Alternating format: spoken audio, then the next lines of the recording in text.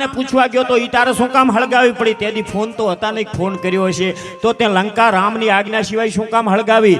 અને તે દિવસે હનુમાનજી મહારાજે સીતાજીને કીધું તો માતાજી માફ કરજો, કે માફ કરજો, લંકા મેં નથી હળગાવી. તો કે લંકા મેં નથી હળગાવી તો કોણે?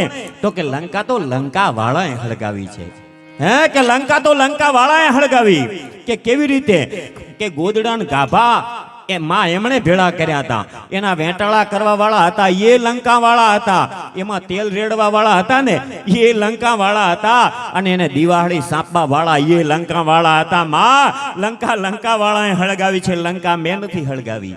અને મારો વાનરનો સ્વભાવ છે કે એક ઝાડવેથી બીજે ઝાડવે, એક મકાનથી બીજે મકાન કૂદકા મારવાની તો મારો વાનરનો સ્વભાવ છે. એમાં મારે રામને પૂછવા ન જવું પડે. તો હે માં, લંકા તો લંકા વાળાએ પોતાના પાપથી લંકા હળગી હતી સાહેબ, પોતાના પુણ્યથી પાપથી તરે છે ને મરે છે. અને બીજી વાત એ છે કે હનુમાનજીને ભગવાન રામે કિષ્કિંધામાં પ્રશ્ન કર્યો હતો કે હનુમાનજી, રામ એમ કે છે કે હનુમાનજી કે આ પ્રભુ કે મેં એવું સાંભળ્યું છે કે જાણે તમે લંકા હળગાવી. તો કે પ્રભુ લંકા હળગી એમાં નિમિત્ત હું છું, પણ હું એકલો નહોતો.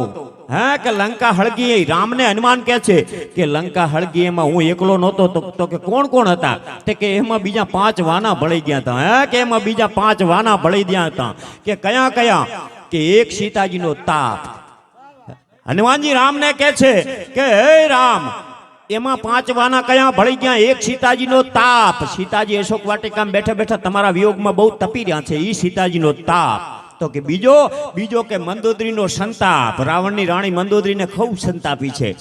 એક સીતાજીનો તાપ, બીજો કે મંદોદરીનો સંતાપ, ત્રીજો કે પવન મારો બાપ. એણે મને બહુ મદદ કરી, જ્યાં ગયો અહીંયા લેરખડીਆਂ આપ્યા જ કરી છે.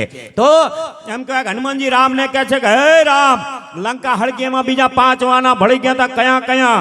કે એક સીતાજીનો તાપ, કે બીજો મંદોદરીનો સંતાપ, કે ત્રીજો પવન મારો બાપ, કે ચોથું રાવણનું પાપ, અને 5મો પ્રભુ તમારો પ્રતાપ. આ 5 વાના ભળ્યા ને ત્યારે લંકા હળગી સાહેબ, એમને એમ લંકા ના હળગે.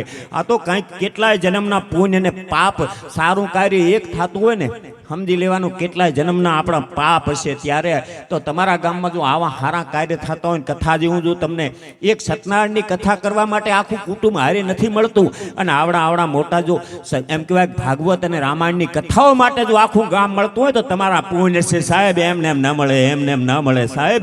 આ કોઈ વસ્તુ હેલી નથી. એટલે ઘણા ગામોના અમને અનુભવ છે. એટલે